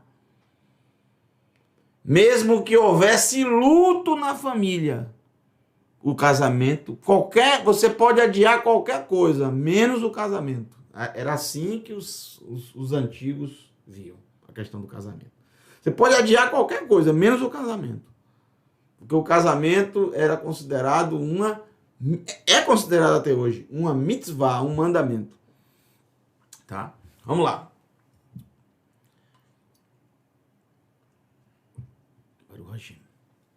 Então aqui, na verdade, o que quer passar aqui, Yeshua, porque é Yeshua que está falando, tá, gente? Verso 16. Está querendo dizer exatamente entre aspas, da ansiedade, da restauração de todas as coisas. Todos eles, todo esse grupo que deseja de todo o coração que ele realmente reine. É mais ou menos isso que ele quer dizer aqui. Vê Rachomea e Omar Boaná. E todos os que ouvem digam, venha, por favor. E eu digo isso agora, venha, por favor. Você também deve dizer isso, venha, por favor, venha o teu reino. Seja implantado o teu reino. Que seja em breve, que seja dentro dos nossos dias, que seja logo. Pois não suportamos mais este mundo. Não suportamos mais esse sistema. Nós queremos viver num mundo de Torá. Nós queremos viver num mundo em que a justiça reine. Em que fazer o certo seja a melhor coisa. E não como é hoje, que quando você faz o certo, as pessoas te olham atravessados. Né? Atravessado. Quando você faz algo correto, as pessoas ficam espantadas. Estamos num mundo em que as coisas estão completamente viradas, mudadas, trocadas, né? Invertidas. O certo é errado e o errado é certo. Vechol tzameh, e todo sedento, e avô, e todo sedento venha, e avô venha. Vechol rechafetz, e todo o que deseja. E akar, pegue, tome, maim, raim, água da vida, ou água viva, rinam, de graça. Parece a música que sempre colocamos no final, né, do poço, né? Quem estiver cansado, quem estiver com fome, daremos um pedaço de pão, você vai poder ter sombra, você vai poder tomar água do poço. É isso aí. Venha, tome, é de graça. Não se paga, gente. É de graça. Não se paga. Não é por pagamento. Ninguém vai alcançar o mundo vindouro através de dinheiro, através de comprando, pagando. Não. É de graça. Deixe seu dinheiro de lado. Use seu dinheiro para outra coisa. Mas não, porque no reino do eterno você não vai alcançar através do dinheiro. Não será contado, não será pelo dinheiro, não será pelos bens que você tem. Por isso, todo aquele que ama demasiadamente os seus bens, mais até do que o eterno, com certeza não adentrará na cidade. Porque carrega tantos bens, segura tanto, é tão grudado com eles, não abre mão deles. Você vai ter tanto trabalho que você não vai conseguir entrar naquele portão, entendeu? Essa é exatamente uma das parábolas que conta Yeshua, um dos ensinamentos que ele conta. Não é uma parábola em si, mas é um ensinamento que ele fala sobre o camelo que não passa pelo caminho do buraco da agulha, porque ele está abarrotado de coisas.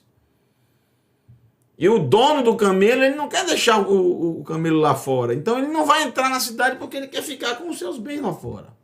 Ele não passa, ele não entra. No nosso canal tem um vídeo sobre isso, tá? Lá gravado em Jerusalém, em 2018. Verso 18, para a gente finalizar. O livro de Apocalipse. Baruch Hashem. Que maravilha. Ha'idoti, eu advirto, eu chamo a atenção, Bechol Hashomea, olha só, continua Yeshua falando, desde o verso 16, eu advirto a todo o que ouvi, Divrei Nevuat HaSefer Hazeh, todo o que ouvi, todo aquele que ouviu as palavras da profecia deste livro, Im Yosif, daí que vem a palavra Yosef, quer dizer acrescentar, se alguém, Im Yosif Ish Aleihem, Se algum homem acrescentar algo sobre as profecias, as palavras deste livro, Yosif Elohim alav, acrescentará o Eterno sobre ele, sobre o que acrescentou, et hamakot haketuvot basefer hazeh, todas as pragas, makot, todas as pragas escritas neste livro. Gente, a Torá nos ensina a mesma coisa no livro de Devarim, capítulo Parashá Vayet Hanan. Acho que é Parashá Vayet Hanan, viu? Deixa eu ver aqui, ó. Minha mente está trabalhando. Parashá Vayet Hanan, com certeza. Parashá Vayet Hanan, Devarim, Deuteronômio, capítulo 4, verso...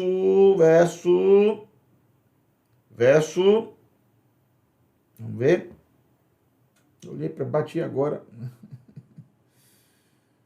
Aqui. Capítulo 4, verso 2. Não acrescente nada, não subtraia nada destas palavras. Nada. A mesma coisa que está na Torá. Então, não acrescente nada.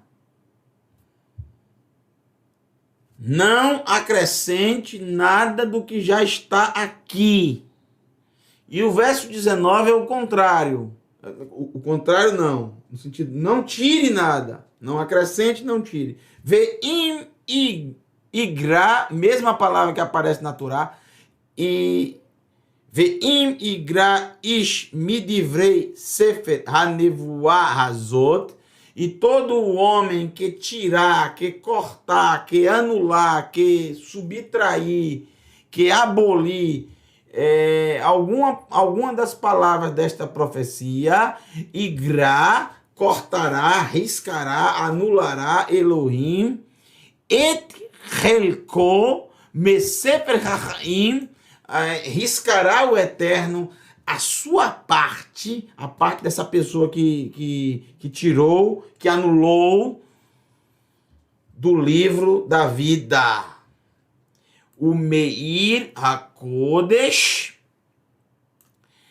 e da cidade santa, Haketuvim Basefer Hazé, escritas neste livro. A pessoa não entrará na vida, não terá vida e não adentrará a cidade santa escrita, que está escrito nesse livro, a cidade que descerá do céu. Gente, muito cuidado com o que você acrescenta para você praticar, para você vivenciar, como se fosse escritura sagrada. E muito cuidado com o que você tira da escritura para você não fazer. É bem claro a Torá, os profetas, os escritos, e até aqui, o último livro da Bíblia termina exatamente nos alertando para isso. Cuidado. Falamos disso na última aula, como é que tem gente que ainda modifica, adultera as coisas que são tão claras. Tiram algo tão santo e colocam coisas ao seu bel prazer. Muito cuidado. E para a gente terminar, fechar com chave de ouro, olha que coisa linda, maravilhosa. Aqui, verso 20. Ve'hameid Devarim ele, e o que testemunha estas palavras, Aná, responde Lemor dizendo, Ahen, ou Aken, quer dizer, sim, ou certamente, com certeza, Ba, venho, admirará em breve. Aí vem o texto. Amém. Que coisa linda. Não vou comentar o amém agora, eu vou comentar o amém no final, tá? Quer dizer, Elohim Melech Neman, que está escrito aqui, ó. Elohim é o Aleph. Melech é o Mem, é um acrônimo. Ou, se você quiser, acróstico, mesma coisa. E o Nun, Neman. Elohim, Melech Neman, Elohim é rei fiel. fiel. Ele é fiel. Acontecerá exatamente como está descrito em toda a Escritura Sagrada e nas profecias deste livro maravilhoso. Boaná, continuando a mesma estrutura que estava anteriormente citada antes de Yeshua tomar a palavra, Yohanan volta com a mesma estrutura. Boaná. Todos foi, a noiva, o vento e a noiva disse, depois os que ouvem disseram, e agora o próprio Yohanan diz, Boaná, venha eu rogo, Adon e Yeshua, venha eu rogo, ou venha por favor, o Senhor Yeshua, Adon e Yeshua. Verso 21, o último verso de Apocalipse, para a gente finalizar, gente, para a gente terminar esse livro. Olha como termina o livro, com palavras lindíssimas. A primeira palavra, Chesed, graça. Graça. A mesma palavra que está em Shemot capítulo 20, verso 6. Eu demonstro graça aos que me amam e obedecem os meus mandamentos. Falamos disso na última aula. Chesed Yeshua HaMashiach. Graça de Yeshua, o ungido. Adoneino, nosso Senhor, nosso Mestre. Esteja com Kulchem, com todos vocês. É isso que eu digo para vocês. Chesed Yeshua HaMashiach, Adoneinu, Kulchem. A graça de Yeshua HaMashiach, nosso Senhor, esteja com todos vocês. Amém. É assim que termina o livro. Elohim Melech Neema. Elohim é rei fiel. Essa palavra, que é uma frase, uma palavra linda que está em toda a Escritura, principalmente nos escritos nazarenos. A palavra que Yeshua usava demais. Antes da frase, né? Às vezes 2 vezes seguidas, como já mostramos diversas vezes para vocês. Essa foi a palavra que Yohanan quis terminar o livro.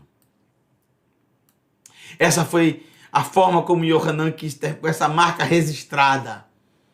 Essa é a marca registrada do Mashiach. Em uma das suas lindas frases, algo que inclusive está registrado no próprio Talmud, no Talmud Devarim Rabbah, aqui, ó, que é bem posterior a Yeshua. Mas essa era uma frase muito usada no primeiro século, tá? Não sei exatamente quem criou essa linda frase, mas eu sei que ele usava essa frase, ele e muitos outros mestres.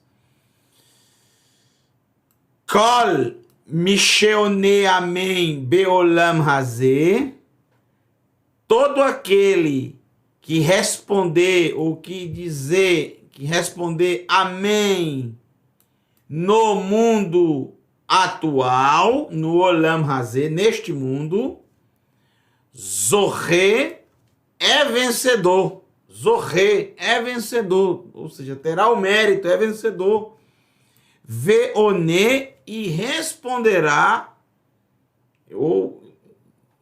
e poderá dizer, e poderá responder, amém, leolam rabá, pelo mundo vindouro, né? Pelo mundo vindouro. Todo aquele que responder amém neste mundo é vencedor. Então você vai me dizer, mas responder amém, né? Responder amém faz de uma pessoa vencedora? Só porque eu falo amém, eu sou vencedor? Né? Não faz muito sentido. Só por isso eu sou vencedor? Gente, amém no sentido daquela frase que eu coloquei. Confiando e crendo que o Eterno é Rei fiel. Dizendo amém nos momentos mais difíceis. Quando esse livro termina, esse livro está trazendo todas as tragédias que aconteceria logo em breve ao relato de Apocalipse, que aconteceu, muitas grande parte delas no ano 70, ao final dos 3 anos e meio de cerco de Roma, mas todas as tragédias que aconteceriam ao longo da história humana.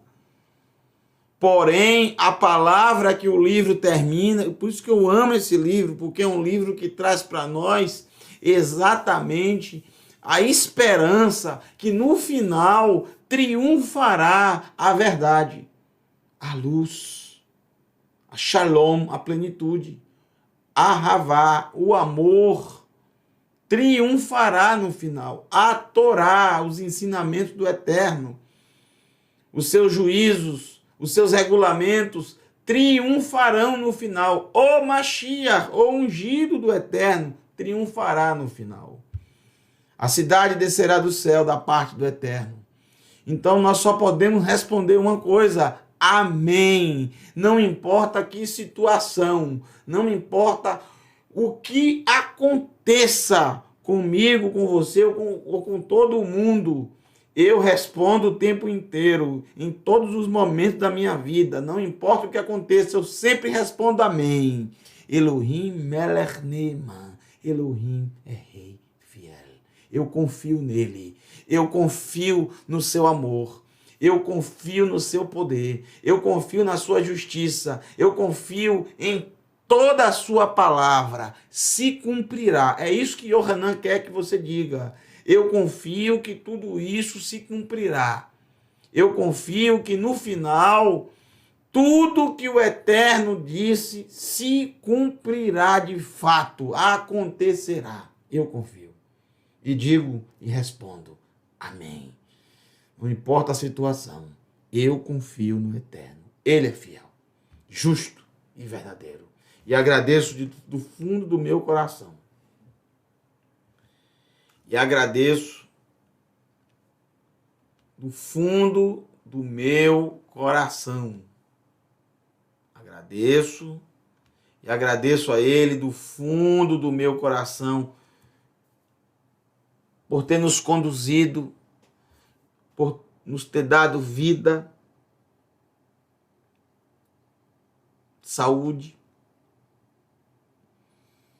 No momento que tantas pessoas estão morrendo, tantas pessoas estão hospitalizadas ao redor do mundo, né?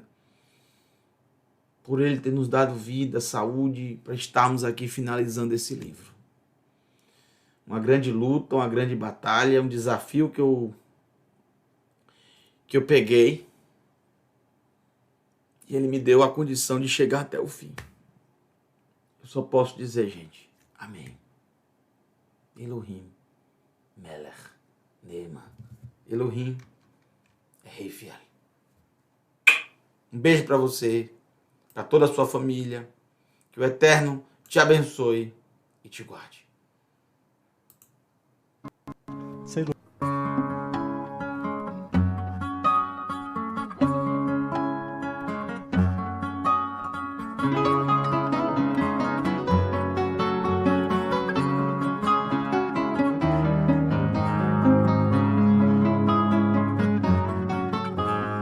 במדרון בהר הוואדי, עץ השקדי הפורח, באוויר ניחוח הדסים. זה הזמן לפני הקיץ, שהרעל פותח, ותמיד ברוכים הנכנסים.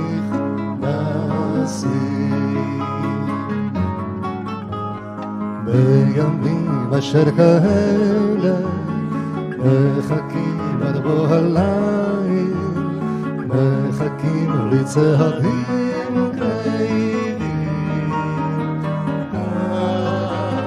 לא סוגרים את הבריח, לא עוצמים את העיניים, בימים כאלה מקשיבים.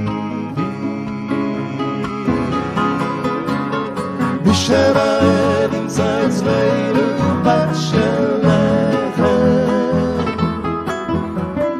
בשייך נמצא קוצר ומי בהר, מי שסוכתו נופלת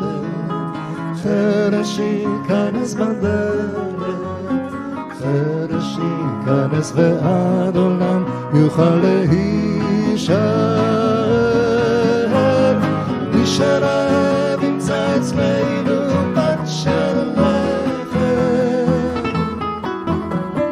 מי שעייף ימצא פוצל ומיבר, מי שסוכתו נופלת חרש ייכנס בדלת ותמיד יוכל להישאר.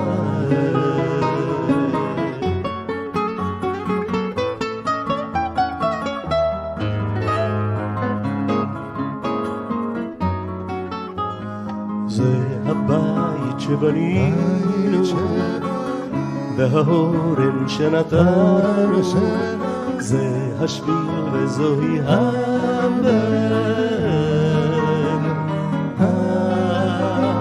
מי שבא לפה אחינו, מי שבא יסב איתנו, והשעשוע לא ייסגר. מי שרעב ימצא אצלנו פת של לחם, מי שעייף ימצא פוצל ומיבר, מי שסוכתו נופלת חרש ייכנס בדלת, חרש ייכנס ועד עולם יוכל להישאר. מי שרעב ימצא אצלנו פת של לחם, מי שעייף ימצא פוצל ומיבר, מי שסוכתו נופלת חרש ייכנס בדלת ותמיד יוכל להישאר. זה הבית שבנינו, זה האורן שנתנו, ותמיד יוכל להישאר.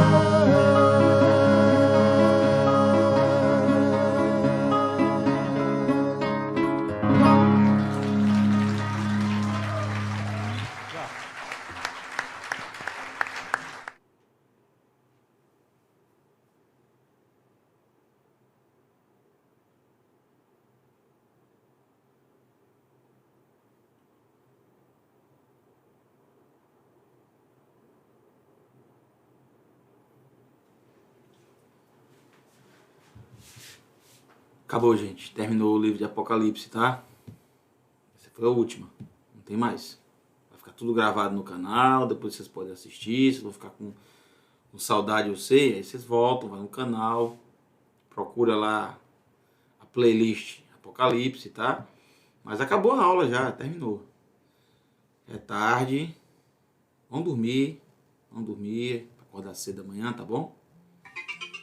Beijo para todos vocês, que o Eterno os abençoe e os guarde. Foi maravilhoso estar com vocês, todos esses estudos.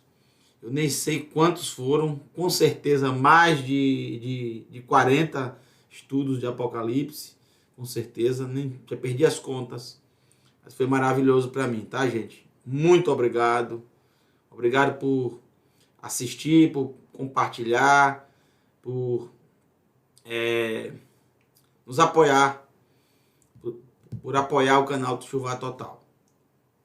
Um beijo para todos, eu amo todos vocês, que o Eterno os abençoe e os guarde. Até a próxima série de estudos, tá?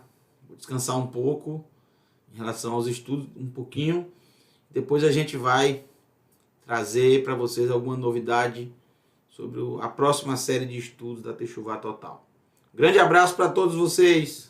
Que o Eterno os abençoe e os guarde. Tchau, tchau. Boa noite. Até a próxima. Vamos dormir, gente.